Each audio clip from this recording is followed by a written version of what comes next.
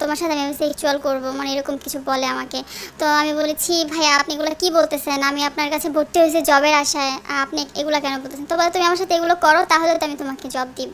ফেসবুকে জবের একটা পেজের আর কি বিভিন্ন ভিডিও দেখতাম, হোয়াটসঅ্যাপে বিভিন্ন আজে বাজে প্রস্তাব করে। তোমার পেট তো অনেক চিকন হয়ে গেছে, তোমার হাতের নখগুলো তো অনেক সুন্দর। অনেক মেয়েকে এরকম করছে এবং সে অনেক মেয়েকে হোটেলেও নিয়ে গেছে। এভাবেই বর্ণনা দিচ্ছিল নিজের সাথে ঘটে যাওয়া হয়রানির অভিযোগের কথা। এক বুক আশা আর উন্নত জীবনের স্বপ্ন দেখছিল এসব উঠতি বয়সের মেয়েরা। স্বপ্ন তো দূরের কথা, স্বপ্ন দেখার আগে ভেঙে গেল সব স্বপ্ন। পেতে হলো কুপ্রস্তাবও। কেবলমাত্র সম্পর্ক করলেই মিলবে বিমানের কেবিন ক্রুর চাকরি। প্রস্তাবের আগেই এই চক্রটি হাতিয়ে নেয় লাখ লাখ টাকা। বাকিটা দেখতে আমাদের সাথেই থাকুন। সূত্রের শুরু একটি ফেসবুক পেজের মাধ্যমে, যার নাম জবওয়ে, মালিক সোহেল রানা।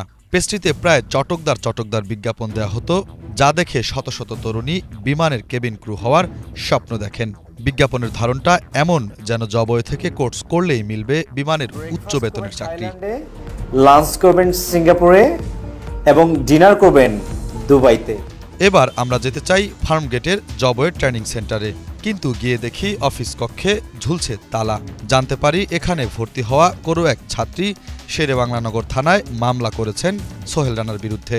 মামলা করেছে, এটা ডিজিটাল পর্নোগ্রাফি সম্ভবত মামলা হয়েছে, আসামি অ্যারেস্ট আছে, আসামি বিজ্ঞ আদালতে পাঠানো হয়েছে। ওটা ডিজিটাল পরীক্ষার জন্য আমরা পরীক্ষাতে দিয়েছি, সিআইডি এক্সপার্টের পরে আমরা আসলে এটা বলতে পারবো। এখানে ভর্তি হওয়া বেশিরভাগ মেয়েদের হোয়াটসঅ্যাপে নানা ধরনের প্রতিশ্রুতি দিতেন শুরুতে। এক পর্যায়ে সম্পর্ক করার প্রস্তাব দেন মেয়েদের। তার সাথে সম্পর্ক করলেই সবার আগেই মিলবে বিমানের কেবিন ক্রুর চাকরি।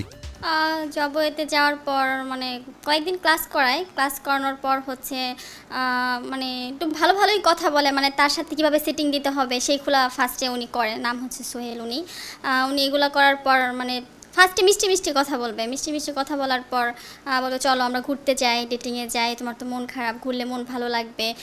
মানে গাঁও গ্রামের থেকে এসে হোস্টেলে ভর্তি হয়ে যাই, মানে উল্টাপাল্টা কথা বলার পর মেসেজ দিয়ে বলে যে মানে অনেক খারাপ কথা বলে, তোমার পেট তো অনেক চিকন হয়ে গেছে, তোমার হাতের নখগুলো তো অনেক সুন্দর। আর এরকম করে মানে মেন্টালি প্রেশারের মধ্যে ফেলে দেয়। তখন হচ্ছে মেয়েরা ভাবে যে জবের জন্য আসছি গ্রাম থেকে, টাকা পয়সা খরচ করে, নিজের টাকা হোক আর যাই হোক আসছি, তো ধার হোক, সেটা যেভাবে হোক আসে। তো এরপর মেয়েরা কিছু মেয়ে মানে কিছু বলতে পারে না, মুখ বুঝে থাকে।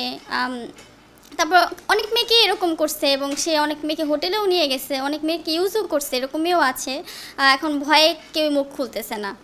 ওখানে সহযোগিতা করে রিয়া আছে, ও হচ্ছে মানে আর উস্কানো দেয় যে তুমি এগুলো করো, তোমার তো জব হয়ে যাবে, জবের বিনিময়ে তো যে কেউ কিছু করতে পারে। ও তো নিজে করেই আর মানুষকে আরও শিখায় দেয়।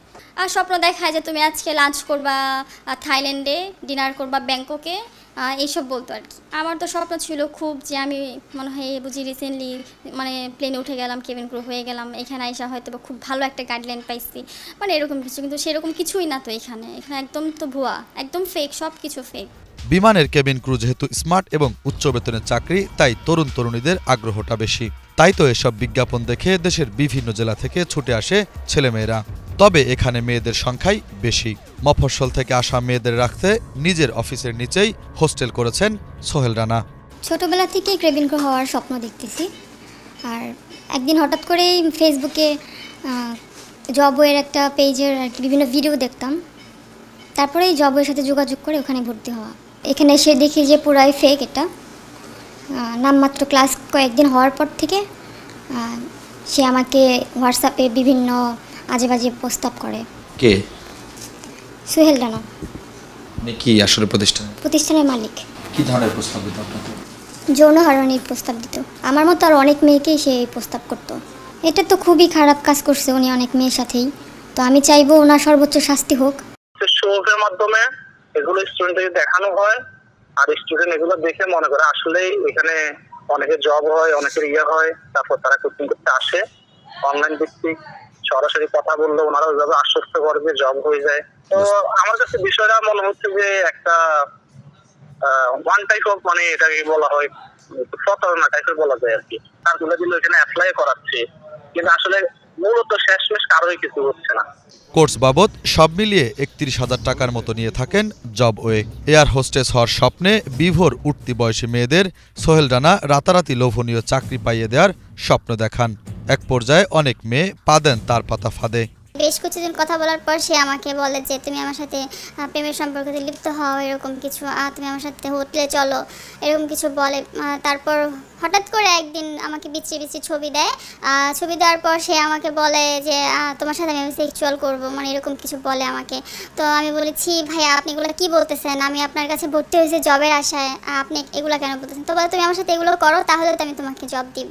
রিয়া নামে মেয়েটা, ও হচ্ছে সহযোগিতা করে। কি হয় তার কিছু হয় না, সেখানকারই স্টুডেন্ট ছিল, মানে কয়েকটা ক্লাস কোর্সে করার পর হচ্ছে ওই মেয়ের সাথে এরকম খারাপ কাজে লিপ্ত হয়ে গেছে। ও মেয়ে এগুলো মেনে নিছে। ওই মেয়ে আরও মেয়েদেরকে শিখায় দেয় যে তুমি ওদের সাথে সোহেল ভাইয়ের সাথে ইনভলভ হও, দেন হচ্ছে তোমরা জব পেতে পারো। বলে আপু আপনার হাজবেন্ড কি করে আমি বাইরে থাকি, এইরকম পরিচয় হইতে হইতে অনেক খারাপ খারাপ কথা বলছে। বলে হ্যান তেন আপনার হাজবেন্ড বাইরে থাকে, আপনি কিভাবে থাকেন, আপনি কি থাকতে কষ্ট হয় না, কোনো সমস্যা হয় না। আশ্চর্য ব্যাপার, এটা আমার পার্সোনাল বিষয়। এসব বিষয়ে সোহেল রানার পরিবারের কারো সাথে যোগাযোগ করতে না পেরে মুঠোফোনে কথা হয় তার অফিসের একান্ত সহযোগী রিয়ার সাথে। আমি গেছিলাম তার কোর্স করার জন্য, তারপর হচ্ছে সে রিসেপশনের জন্য আমাকে জব অফার করে। আমি জাস্ট 3-4 মাস বসেছিলাম, তারপর হচ্ছে 2-3 মাস ধরে বসা হয় না। এখন এটা ইম্পসিবল। তারা যদি কোনো প্রুফ করতে পারে, আমি রিয়া এভাবে তাদেরকে কথা বলেছি যে সোহেল রানার সাথে কিছু করার জন্য, তাহলে হচ্ছে তাদের অভিযোগ মেনে নিব। আমি জাস্ট জানি যে অ্যারেস্ট হয়েছে। তো অফিস চালাই না, তার ওয়াইফ আছে, তার ফ্রেন্ড আছে, তারা চালায়। তার ওয়াইফের সাথে হচ্ছে আমার কথা হয়েছিল অনেক আগে, কিন্তু সেই নাম্বার এখন আর চালাচ্ছে না।